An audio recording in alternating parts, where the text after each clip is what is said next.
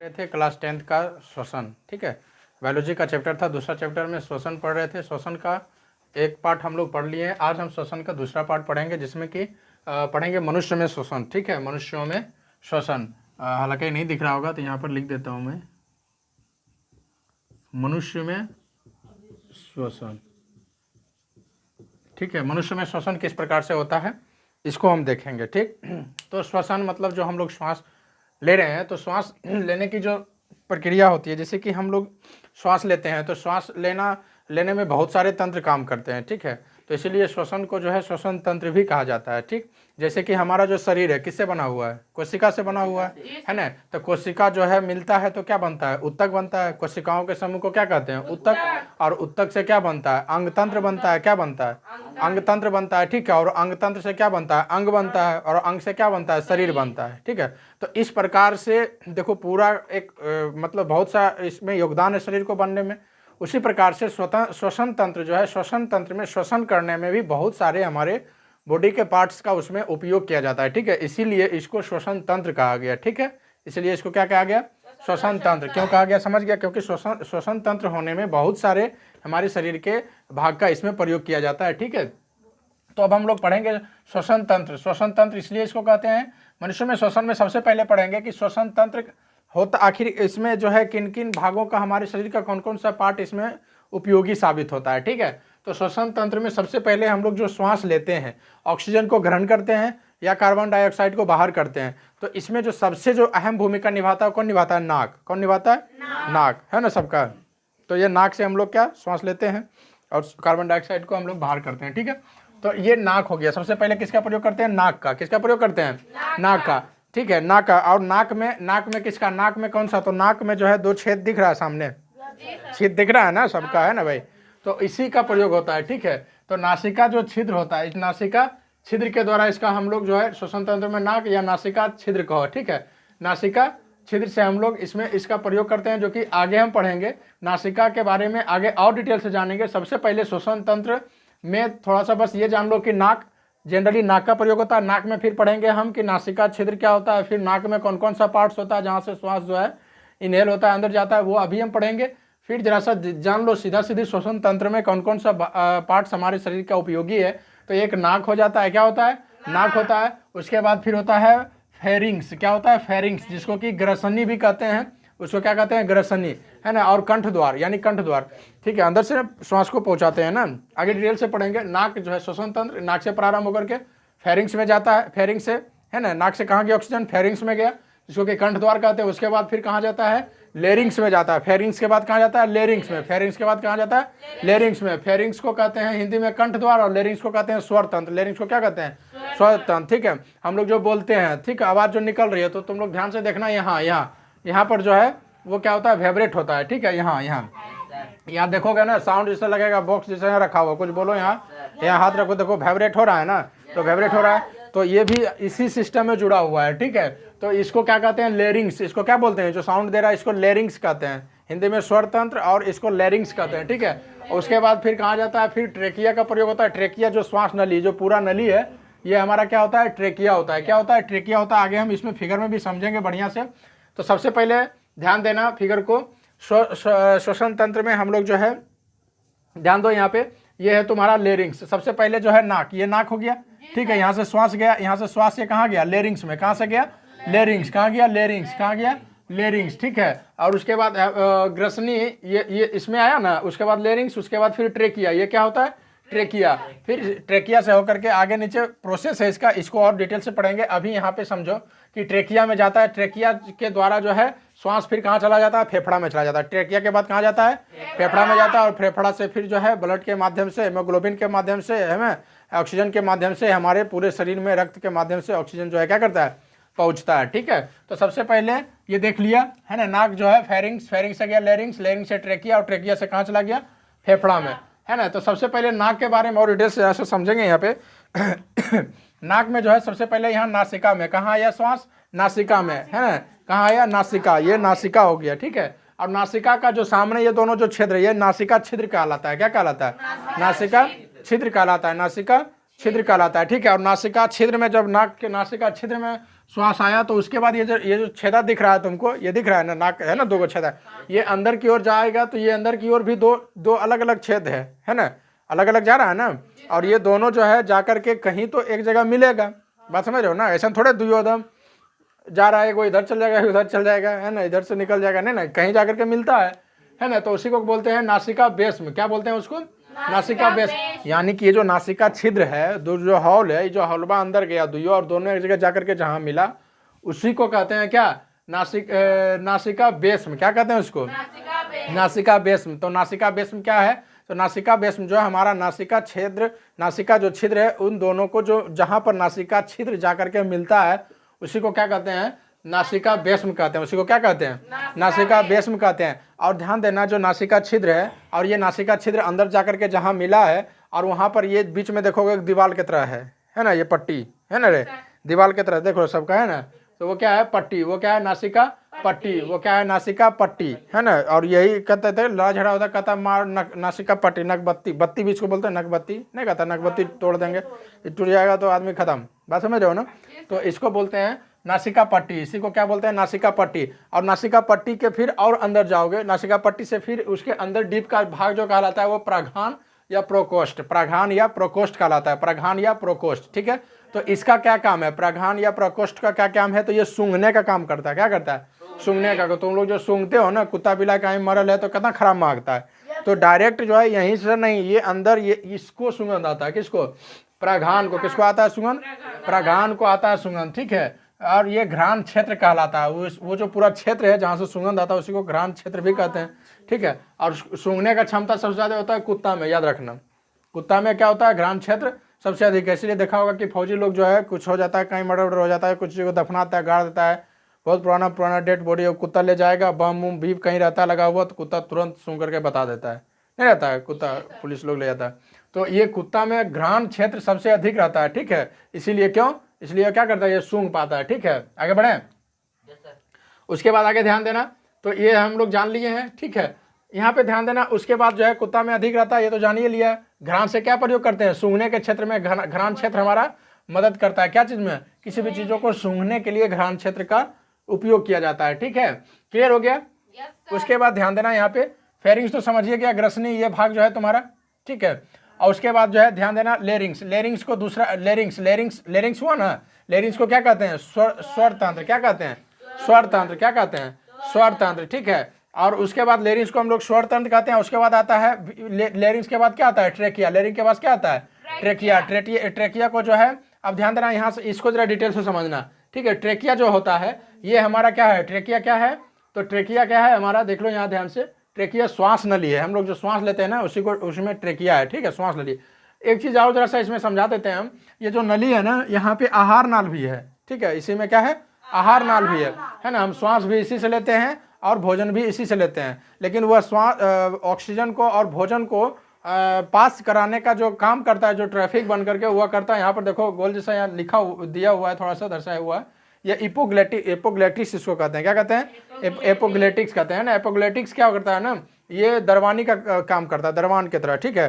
कि अगर भोजन आता है इधर से तो ये चला जाता है फिर आहार उधर, श्वास जिधर से श्वास हम लोग लेते हैं, श्वास ना जो है ये तुम्हारा ट्रेकिया हो गया, जिधर से हम लोग श्वास लेते हैं तो श्वास वाली नली को ये पैक कर देता है, ठीक है। और भोजन आता है तो फिर आहार नाल के द्वारा ये भोजन को आराम से पास करवा देता है फेफड़ा के इधर से, ठीक है। बात समझ रहे हो ना। यहीं पे एक इसी से, ठीक है, हमने उसको नहीं दर्शाया चूंकि हमको पाचन तंत्र नहीं पढ़ना है, हमको श्वसन तंत्र पढ़ना है, ठीक है। इसीलिए जो है हम लोग इसको पढ़ रहे हैं, ठीक, क्लियर है?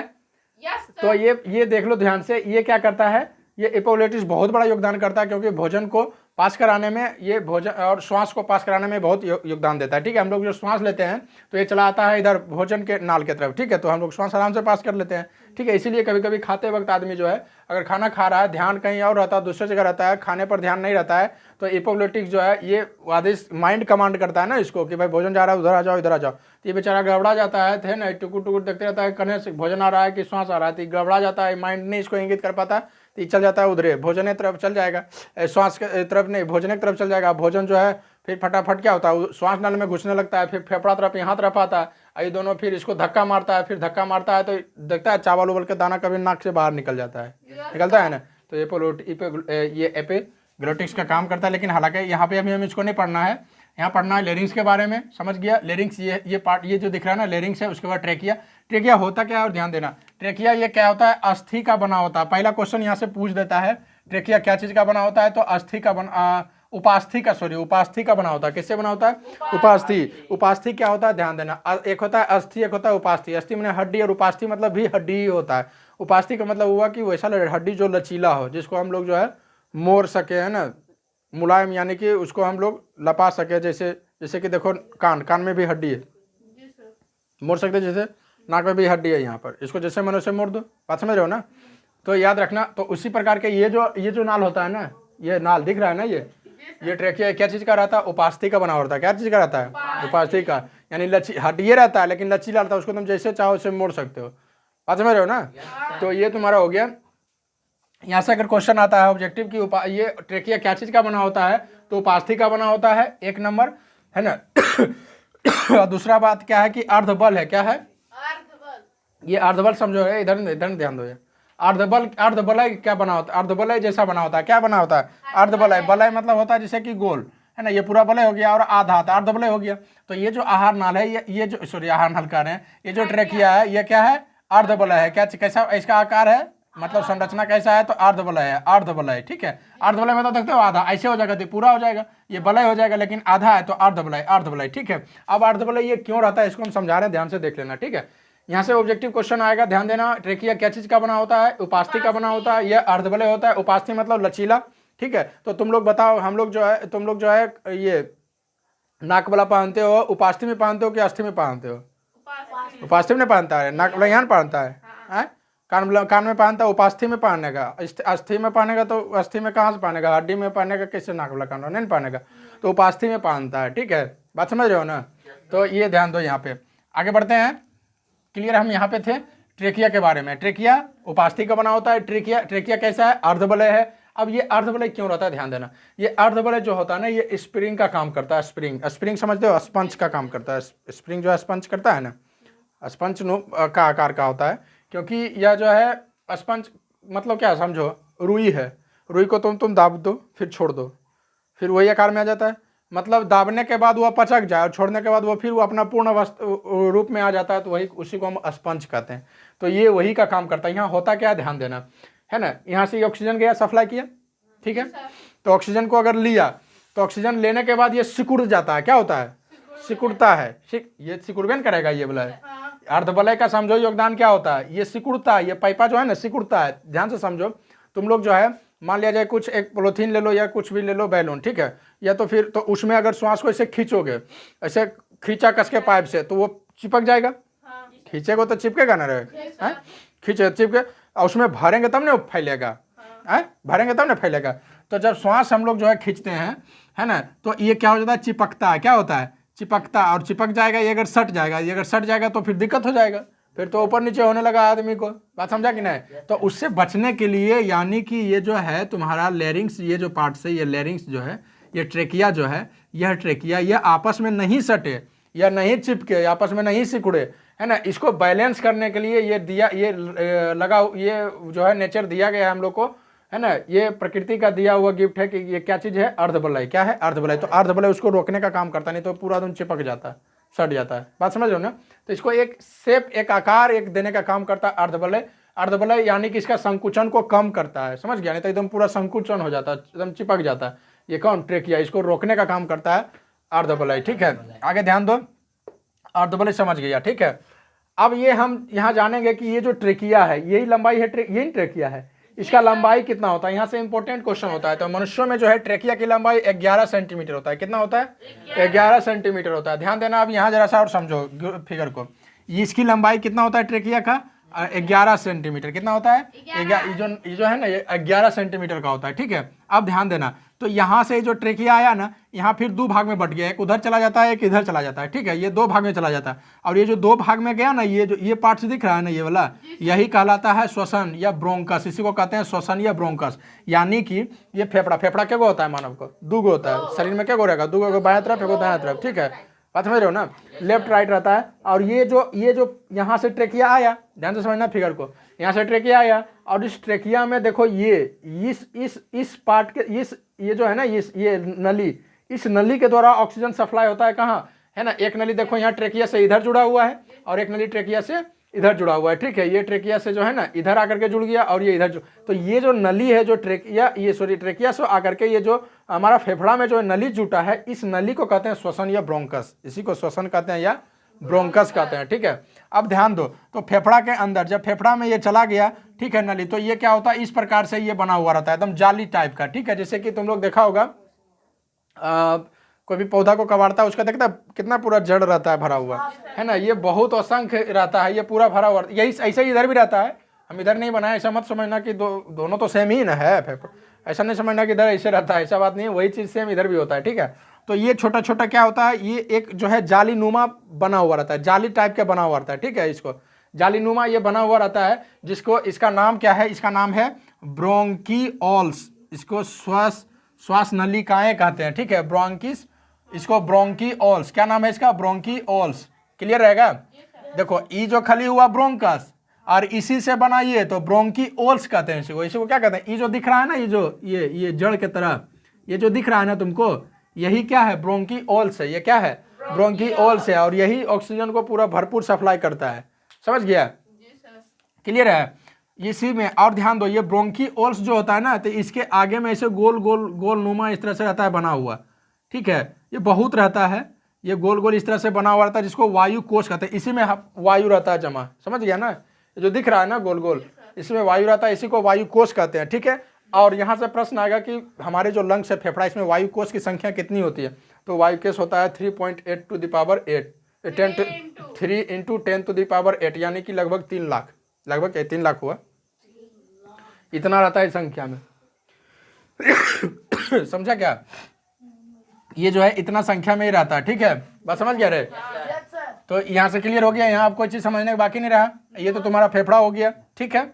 अब ध्यान दो, ट्रेकिया जो है मनुष्य में, ट्रेकिया की लंबाई, ये ट्रेकिया की लंबाई 11 सेंटीमीटर, ठीक है, कोई दिक्कत।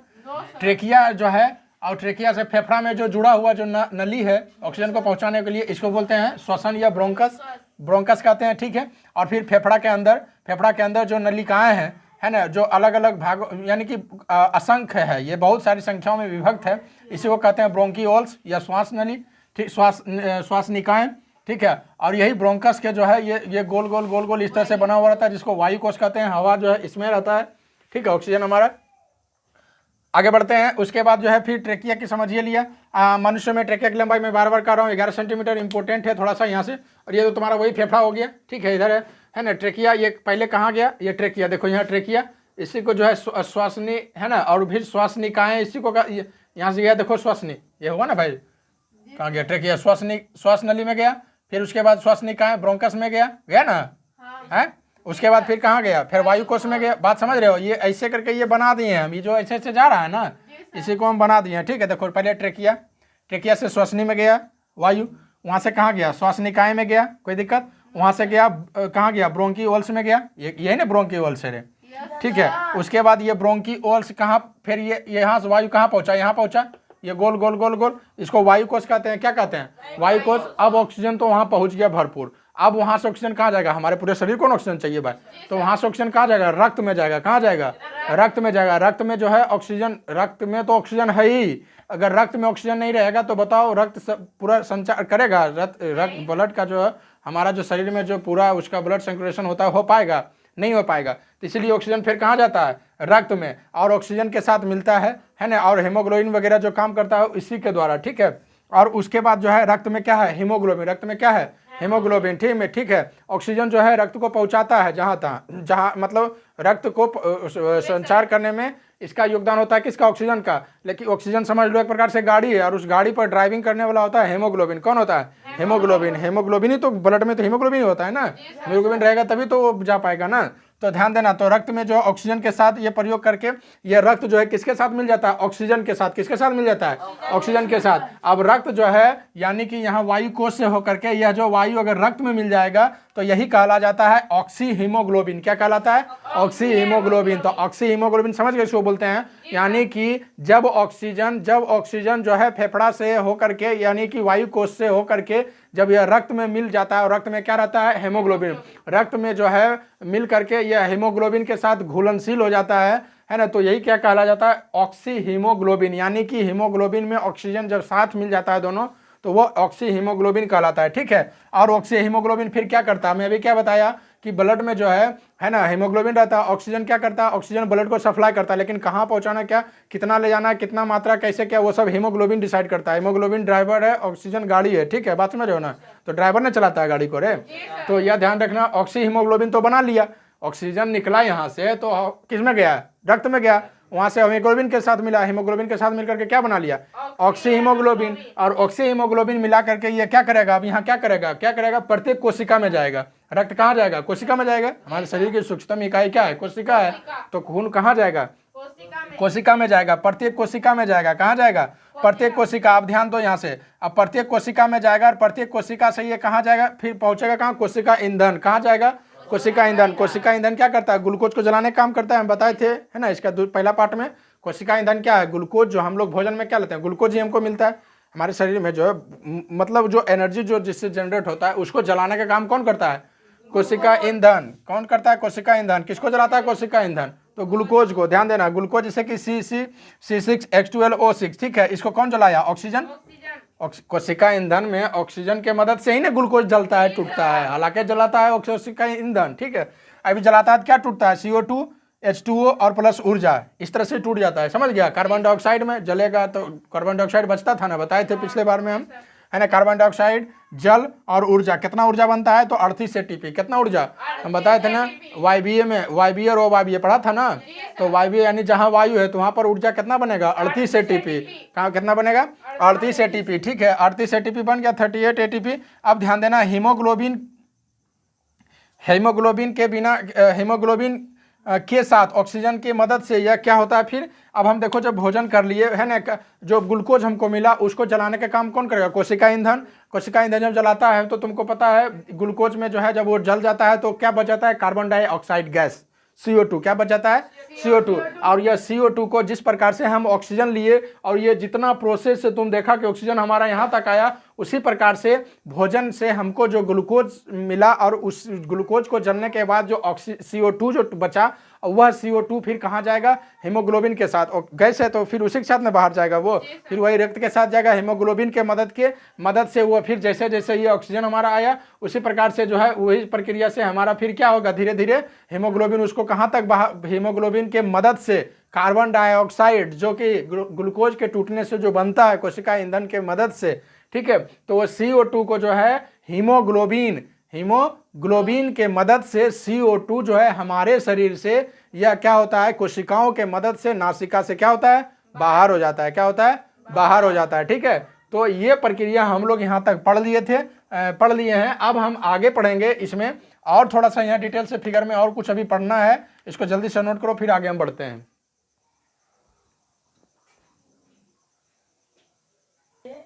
चलो आगे ध्यान दो, फिगर में जरा सा और हम कुछ समझेंगे यहाँ पे। ठीक है, फिगर में जो है जो चीज़ है, ये तो फिगर तुम लोग को फिर से बनाना पड़ जाएगा, इसमें और हम कुछ जरा सा समझाएंगे, यहाँ देख लेना। सबसे पहले अब हम जरा फेफड़ा के बारे में पढ़ लेते हैं। ठीक है, किसके बारे में समझ लेंगे? फेफड़ा। ठीक है,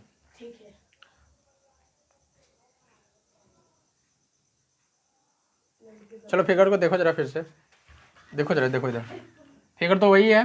ठीक है, इसमें थोड़ा सा हृदय छूट गया था, है ना, हृदय हार्ट जिसको बोलते हैं। प्रश्न आ जाएगा, हृदय का आकार तो मुट्ठी नुमा होता है। कैसा होता है? मुट्ठी नुमा होता है। ठीक है, समझ गया। हृदय कहाँ रहेगा? फेफड़ा के यहाँ, यह बीच में दिख रहा है ना, दोनों बीच में, यहाँ साइड में रहता है थोड़ा सा। ठीक है, छोटा सा। क्या कर आकार बड़ा रहेगा? फेफड़ा के हृदय का? फेफड़ा बड़ा रहेगा, हृदय बड़ा रहता है। नहीं समझ में आता है? देख लो यहाँ फिगर में, तनी को यहाँ हृदय है। ठीक है, क्वेश्चन यहाँ से आता है, फेफड़ा हम लोग पढ़ेंगे। सबसे पहले जानना है कि इसका आयतन कितना होता है। जो फेफड़ा होता है हमारा, ठीक है, इसका कितना आयतन होता है? कुल इसका कितना आयतन होता है? तो आयतन इसका 400 से 800 वर्ग फीट होता है। कितना होता है? 400 से, 400 से 800 वर्ग फीट होता है किसका? फेफड़े का आयतन। याद रहेगा ऑब्जेक्टिव। 400 से 800 वर्ग फीट रहता है फेफड़े का आयतन, ध्यान देना। अब आता है संख्या। फेफड़ा क्या गो रहता है? फेफड़ा क्या गो है? दो जग नहीं? अरे फेफड़े की संख्या है तो कोई बता देगा, 2 ठो है ना, एक लेफ्ट एक राइट। ठीक। आयतन कितना? 400 से 800 वर्ग मीटर, वर्ग फीट होता है, मीटर नहीं वर्ग फीट होता है। ठीक है। संख्या कितना होता है? 2। स्थित कहाँ रहता है? तो ये वक्ष गुहा में रहता है। कहाँ रहता है? वक्ष गुहा। वक्ष गुहा, गुहा मतलब क्या होता है? गुफा, जो खाली स्थान होता है ना उसको कहते हैं। तो हमारा जो छाती है, ये पूरा छाती है, इसको वक्ष कहते हैं, चेस्ट कहते हैं, है ना। चेस्ट का इसको कह सकते हो, या वक्ष गुहा। हिंदी में याद रखो तुम लोग, हिंदी से ही आ जाएगा। तो वक्ष गुहा में स्थित कहाँ रहेगा? तो वक्ष गुहा में। ठीक है, बात समझ रहे हो ना। आवरण, आवरण समझ रहे हो ना। ये जो फेफड़ा है, ठीक है, ये किससे ढका हुआ रहता है? तो ये फेफड़ा जो है, ये ऐसे दिख रहे हो ना, ये जो दिख रहा है तुम्हारा, ये फेफड़ा ऐसे ढका हुआ है ना। फेफड़ा को ऐसे ढक करके रखता है। तो फेफड़ा को जो ढक करके रखता है, फेफड़ा को ढक कर रखने वाले आवरण जो ढकता है ना, उसको आवरण कहते हैं। ढका हुआ जो चीज किसी को ढकता है तो ढकने वाला आवरण कहलाता है। तो इस आवरण का नाम क्या है? तो इसको कहते हैं प्लूरल, है ना, मेम्ब्रेन। प्लूरल मेम्ब्रेन या पैराइटल पुलरा। ठीक है, पैराइटल पुलरा है, पैराइटल नहीं है, पैराइटल है ना। किताब में क्या लिखा हुआ? पैराइटल। हाँ ठीक है, देखो ध्यान से, पैराइटल पुलरा, 2 नाम याद रखना। फेफड़ा को ढकने वाले आवरण को क्या कहते हैं? प्लूरल मेम्ब्रेन, है ना, प्लूरल मेम्ब्रेन या पैराइटल पुलरा। प्लूरल मेम्ब्रेन या पैराइटल पुलरा, ये क्या है? तो ये फेफड़ा को ढक करके रखता है। ठीक है, फेफड़ा को ढक कर रखने वाला यह आवरण है। कोई दिक्कत? अब ध्यान रखना है, अब आगे हम देखेंगे कि खाली स्थान। ध्यान देना, यह ध्यान दो, यह जो फेफड़ा है ना, ये फेफड़ा है, इसको ही ढक करके रखा ना। इसके बीच में गैप बना कि नहीं? ये जो पार्ट्स दिख रहा है, ये देखो गैप बन गया है। ये जो खाली स्थान है, ये जो गैप दिख रहा है तुमको, इसी को कहते हैं प्लूरा गुहा। प्लूरा गुहा क्यों? क्योंकि ये देखो, ये इस लाइन को क्या कहते हैं? प्लूरल मेम्ब्रेन कहते हैं ना। और ये देखो फेफड़ा है, तो इस दोनों के बीच में गैप बना ना, खाली स्थान बना ना, जो खाली स्थान, जो जगह बना, इसी को प्लूरल गुहा कहते हैं। ठीक है। और ये अब इसमें क्या रहता है, ध्यान से समझना। ये फेफड़ा है और ये प्लूरल है, और इसके बीच में जो प्लूरल गुहा है, इसमें क्या रहता है? इसमें ये जो दिख रहा है ना, ये द्रव रहता है। ठीक है, ये रहता है पैराइटल द्रव रहता है। ये क्या रहता है? पैराइटल द्रव रहता है। पैराइटल द्रव रहता है, जो क्या चीज का बना हुआ रहता है? हाँ, ये द्रव होता है, यानी पानी जैसा होता है। पानी ही होता है यहाँ। ठीक है, पानी जैसा होता है, द्रव होता है ये। और इसका नाम क्या है? म्यूकस। इसका नाम क्या है? म्यूकस। याद रहेगा। तो म्यूकस कहाँ रहता है? समझ गया, है ना। म्यूकस हो गया ये तुम्हारा। ठीक है, म्यूकस पैराइटल द्रव होता है। पैराइटल ये द्रव होता है। अरे यार, ये पैराइटल हुआ ना, ये ढकने के लिए, ये पैराइटल हुआ, और इसके अंदर एक द्रव है। तो पैराइटल द्रव ये क्या चीज का होता है? तो म्यूकस होता है। ये क्या कहलाता है? यही पैराइटल जो द्रव होता है ना, ये द्रव, इसको पैराइटल द्रव नहीं कहेंगे। इस पैराइटल द्रव को क्या कहते हैं? तो म्यूकस कहते हैं। इस पैराइटल जो ये ढकने पैराइटल, निचवा में इस फेफड़ा और पैराइटल के बीच में द्रव, तो इस द्रव का क्या नाम है? तो म्यूकस। क्या नाम है? म्यूकस। आखिर इसका कोई काम होगा तब ना, कहाँ रहता है म्यूकस ये? तो म्यूकस क्या करता है? फेफड़ा को घर्षण एवं चोट से बचाता है। ठीक है, कभी कभी क्या होता है, आदमी जो है जब दौड़ता है ना, तो फेफड़ा बहुत तेजी से श्वास चलने लगता है ना, सीना जो है तेजी से सिकुड़ता है, फैलता है। ठीक है, तो इस कारण से क्या होता है? ये घर्षण कर सकता है। ये जो है इसके साथ, ये जो पैराइटल है ना, इसके साथ ये फेफड़ा घर्षण भी कर सकता है। और अगर घर्षण करेगा, है ना, तो क्या होगा? फेफड़ा को चोट पहुंचेगा, और चोट पहुंचेगा तो फेफड़ा क्या होगा? डैमेज होगा। ठीक है, खराब हो जाएगा। बात समझ रहे हो ना। तो यह जो है म्यूकस, यह क्या करता है? यह फेफड़ा को बचाता है, फेफड़ा को सुरक्षा देता है। ठीक है, फेफड़ा को क्या चीज से बचाता है? घर्षण से एवं चोट से, यानी कि इसके साथ घर्षण नहीं होगा। ठीक है, ये एक दूसरे के साथ पैराइटल और ये फेफड़ा, ये दोनों आपस में रगड़ाएगा नहीं। ठीक है, इससे बचाने के लिए म्यूकस काम करता है, और किसी प्रकार से चोट नहीं लगे, क्योंकि चोट लगेगा तो पहले तो ये देखो, ये पैराइटल जो ऊपर में ये थमेगा, थोड़ा बड़ा थमेगा ना भाई, इसके बाद होगा तो ये द्रव इसको बचाता है। समझ गया? जो म्यूकस है ना, ये इसको बचाता है। बात समझ रहे हो ना। ठीक है, तो ये म्यूकस का योगदान समझ गया, क्लियर है। फेफड़ा कैसा होता है? तो स्पंजी होता है, अभी मैं बता रहा था उधर। ठीक है, ये तो लचीला होता है ना, ये है ना, ये सब तो लचीला होता है। अभी हम पढ़ रहे हैं ना, ये फेफड़ा कैसा होता है? स्पंजी होता है। ठीक है, ये फूलता है, सिकुड़ता है, फूलता है, सिकुड़ता है। ठीक है, स्पंजी क्या मैं बताया था? रुई को जो है दबाओ, फिर उसको दब जाएगा, छोड़ दो, वो फैल जाएगा। ठीक है, तो उसी आकार का फेफड़ा होता है। कैसा होता है? स्पंजी। फेफड़ा का कैसा होता है? फेफड़ा तो स्पंजी होता है। कैसा होता है फेफड़ा? स्पंजी। इसका समझ गया ना, आकार समझ गया, स्पंजी होता है, ठीक है। संरचना ही कैसा होता है, थैली नुमा बना होता है, कैसा रहता है, देखो थैला नहीं रहे ना, देखो थैला नहीं रहे ना, तो इसका संरचना पूछेगा, फेफड़ा का संरचना, तो बोलना है थैली नुमा, क्या बोलना है, थैली नुमा। पूछेगा कि इसका रंग कैसा होता है, तो गुलाबी होता है, कैसा होता है, गुलाबी होता है। लेकिन आदमी जब बहुत ज्यादा स्मोकिंग करता है ना, सिगरेट पीता है, धूम्रपान करता है, तो यह जो गुलाबी रंग ये क्या हो जाता है, काला हो जाता है, क्या हो जाता है, काला हो जाता है, ठीक है। कभी देखता होगा जो फिगर वगैरह दिखाता है, वो स्मोकिंग वाला जो प्रचार एडवर्टाइज होता है, उसमें देखोगे फेफड़ा को काला होता दिखाता है, ठीक है। तो ये रंग ओरिजिनल इसका ब्लू होता है, ठीक। लेकिन यह धूम्रपान करने के वजह से ये क्या हो जाता है, ये गुलाबी होता है, समझ गया। लेकिन धूम्रपान करने की वजह से ये इसका रंग क्या हो जाता है, काला हो जाता है, वो खराब हो जाता है। बात समझ रहे हो ना, क्लियर है, यहाँ समझ गया। अब हम आगे पढ़ेंगे, श्वसन के 2 चरण होते हैं, जो श्वास ले रहे हैं इसके 2 चरण होते हैं, याद रखना। श्वसन के कितने चरण, 2 चरण। कौन कौन सा है, तो एक आता है प्रच्छवास है ना, और एक होता है उच्छ्वास। एक होता है प्रच्छवास, एक होता है उच्छ्वास, एक होता है प्रच्छवास, एक होता है उच्छ्वास, उच्छ्वास है ना, उच्छ्वास होता है, आकार पड़ गया यहाँ, ठीक है। एक होता है प्रच्छवास, एक होता है उच्छ्वास। प्रच्छवास उच्छ्वास समझ लो, ऑक्सीजन को लेना प्रच्छवास, और बाहर क्या करते हैं, ऑक्सीजन को बाहर करते हैं, कार्बन डाइऑक्साइड ने बाहर जाएगा, कार्बन डाइऑक्साइड को जो बाहर करते हैं ये क्या ला जाएगा, उच्छ्वास। कोई दिक्कत, समझ गया परिभाषा। इसको और बढ़िया से लिख सकते हो, तो ऐसे कहोगे कि ऑक्सीजन को जो है ना, प्रच्छवास ऑक्सीजन को कहाँ करते हैं, ऑक्सीजन को फेफड़े, ऑक्सीजन को ग्रहण करके फेफड़ा तक पहुंचाते हैं, और फेफड़ा है ना, प्रच्छवास में क्या होता है, प्रच्छवास में ऑक्सीजन जो है कहाँ, फेफड़ा तक पहुंचता है, और फेफड़ा के बाद ये रक्त के द्वारा पूरे शरीर तक ये पहुंचता है। तो यह जो क्रिया हुआ ये क्या हो गया, प्रच्छवास हो गया, है ना। और उच्छ्वास क्या हो गया, तो यानी हमारे शरीर से कार्बन डाइऑक्साइड को बाहर करना, ये क्या हो गया, उच्छ्वास। क्लियर, समझ गया, प्रच्छवास उच्छ्वास दोनों। अब क्या होता है, कभी प्रच्छवास और उच्छ्वास, प्रश्न आ जाएगा कि प्रच्छवास और उच्छ्वास दोनों जब मिलता है, दोनों जो मिल जाता है, जब दोनों मिल जाता है तो फिर उसका क्या नाम कहलाता है, तो प्रच्छवास और उच्छ्वास दोनों जब मिला हुआ है, दोनों जब मिला हुआ है, तो उसको जब हम क्या कहेंगे, तो स्वच्छोवास कहेंगे। उसको क्या कहेंगे, स्वच्छोवास कहेंगे, याद रहेगा ना, स्वच्छोवास, ठीक है। यानी कि ऑक्सीजन को ग्रहण, लग रहा है बंगाली वाला भाषा ना, ऑक्सीजन को ग्रहण करना प्रच्छवास, ऑक्सीजन है ना, कार्बन डाइऑक्साइड को छोड़ना उच्छ्वास। और प्रच्छवास और उच्छ्वास दोनों जब मिल जाता है, दोनों को मिला करके उसका क्या नाम दिया गया है, तो उसको कहते हैं स्वच्छोवास। क्या कहलाता है, स्वच्छोवास, ठीक है। ध्यान देना, प्रच्छवास के समय घटने वाला घटना, प्रच्छवास जब होता है, जब हम ऑक्सीजन लेते हैं तो कुछ कुछ घटनाएं घटती है, हमारा लंग्स, हमारा फेफड़ा पर क्या क्या उसका जो है प्रभाव पड़ता है, उसको जरा सा ध्यान से देखना। अब यहाँ से जरा सा इंपॉर्टेंट कुछ क्वेश्चंस भी यहाँ आता है, ध्यान से देखना। जब प्रच्छवास करते हैं यानी कि ऑक्सीजन को लेते हैं, कार्बन डाइऑक्साइड यानी जब उच्छ्वास करते हैं, बात समझ रहे हो ना। तो प्रच्छवास में कहता है कि जब हमारा शरीर में ये जो है वक्ष जो छाती है, ध्यान देना, जब हम प्रच्छवास करते हैं तो सबसे पहले क्या होता है, 12 जोड़ी पसली बाहर की ओर निकलती है। जब श्वास भरे ना ऐसे, तो 12 जोड़ी पसली, पसली मतलब समझ रहे हो ना, ये दिख रहा है ना, ऐसे ऐसे है ना, तुम देखना पसली, कोई लड़ा झगड़ा कहता पसलिया तो तोड़ देंगे हम, बात समझता है कि नहीं, कहता पसली टूट गया मतलब मार देता है, यहाँ नहीं देखता है सब चीज चोट। तो ये जो है ना 12 जोड़ी में है, कितना है, 12 जोड़ी पसली है, ठीक है। इसके ऊपर ये जो तुम लोग देख सकते हो लंग्स है ना अपना अंदर, इसके यहाँ पर ये जो दिख रहा है ना ऐसे ऐसे बना हुआ रहता है ना रे, फोटो कभी चोट घाट नहीं लगा देता, एक्सरे करेगा दिख जाएगा पूरा पसलिए दिखबे करता है, कौन वाला घास का है कौन वाला है, बात समझ रहे हो ना, गिर जाएगा छोट बच्चा गिर जाता है पसली, वही सब है, बात समझ रहे हो ना। तो जब होता क्या है, ध्यान देना, आ जाएगा कि प्रच्छवास के समय घटने वाली घटना का वर्णन करें।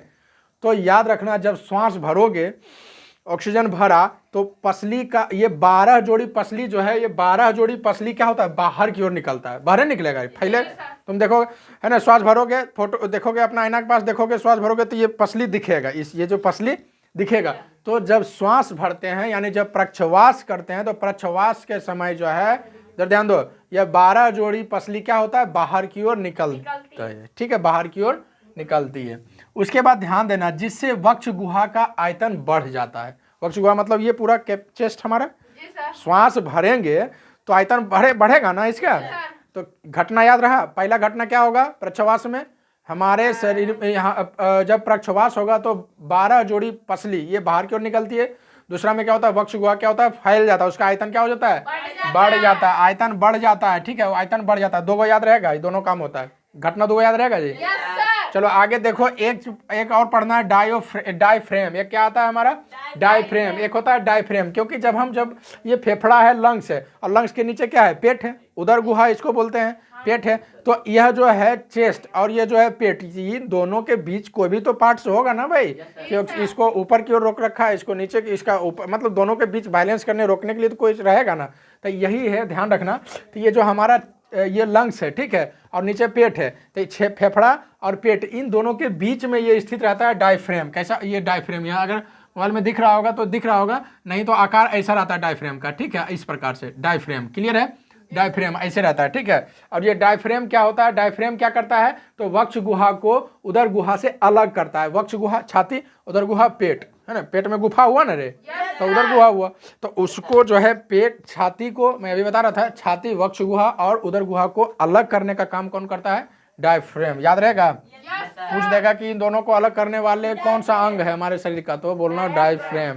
क्या बोलना है? डायफ्रेम, ठीक है, डायोफ्रेम है, डायफ्रेम, हाँ वही हुआ, ठीक है। अब देखो यहाँ डायफ्रेम, यहाँ क्लियर है। अब डायफ्रेम क्या होता है? डायफ्रेम के संकुचन से वक्ष क्या होता है? बढ़ता है। संकुचन यानी कि जब सिकुड़ेगा, ध्यान देना यहाँ, ये इंपॉर्टेंट लाइन है ना, कि डायफ्रेम जब सिकुड़ेगा, मतलब वो जब सिकुड़ता है तो क्या होगा? ये डायफ्रेम है ना, हो सकता नहीं दिख रहा होगा, थोड़ा सा स्पेस का कमी है ना, ये डायफ्रेम है। ये अगर सिकुड़ेगा यानी कि छोटा होगा, तो ये अगर सिकुड़ेगा तो ये ऊपर की ओर प्रेशर करेगा, ऊपर ही धक्का देगा रे, तो ऊपर ही धक्का देगा तो ये फैलेगा छाती। बात समझ रहे हो ना? तुम ऐसे करोगे, ऐसे जो करते हो, पेट अंदर गया, पेट अंदर गया ना, पेट अंदर गया, और उसके बाद ये जो पार्ट्स है, पेट और वक्ष, यानी कि दोनों को अलग करने वाला जो डायफ्रेम है, डायफ्रेम क्या होता है? डायफ्रेम भी सिकुड़ जाता है, डायफ्रेम भी, ये सब पार्ट क्या होता है? सिकुड़ता है, ये सब पार्ट सिकुड़ता है। डायफ्रेम सिकुड़ेगा ना तो चेस्ट क्या होगा? फैलेगा। याद रखना, जब डायफ्रेम जब सिकुड़ता है तो वक्ष क्या होता है? फैलता है। वक्ष क्या होता है? वक्ष का आयतन बढ़ जाता है। कोई दिक्कत? डायफ्रेम के संकुचन से वक्ष क्या होता है? बढ़ता है। कोई दिक्कत? अब ये डायफ्रेम कैसा है? एकरुत भी कोई आकार होगा ना, तो याद रखना डायफ्रेम का आकार है, डायफ्रेम का आकार है गुंबद नुमा। डायफ्रेम का आकार कैसा है? गुंबद नुमा, ठीक है। कोई दिक्कत? अब यहाँ ध्यान देना, उधर आगे एक दो लाइन और स्टेप बच गया है। उदर गुहा के पेशियों में संकुचन होता है जिससे वक्ष का आयतन बढ़ जाता है। उदर गुहा के पेशियों में, वही ऊपरी वाला बात लिखा हुआ है, उदर गुहा जो पेशी, मांसपेशी है ना रे, वो जब सिकुड़ेगा तो छाती क्या होगा? फैल जाएगा। ये तो बात अभी मैं कह ही रहा था, ठीक है। तो दोनों ढंग से, किसी ढंग से अगर पूछ दे तो वो। अब यहाँ एक चीज और याद रख लेना, अगर डायफ्रेम ये मान लीजिए टूट गया, किसी कारण से नष्ट हो गया, टूट गया, है ना, अगर ये टूट गया तो होता क्या है? ध्यान देना, ये अगर ये टूट जाता है तो ऑक्सीजन लिए हम लोग, ऑक्सीजन लिए ना, ऑक्सीजन हमारे शरीर से प्रवेश करके, है ना, फिर ये पूरा सब जगह पहुंचाया। बात समझ रहे हो ना?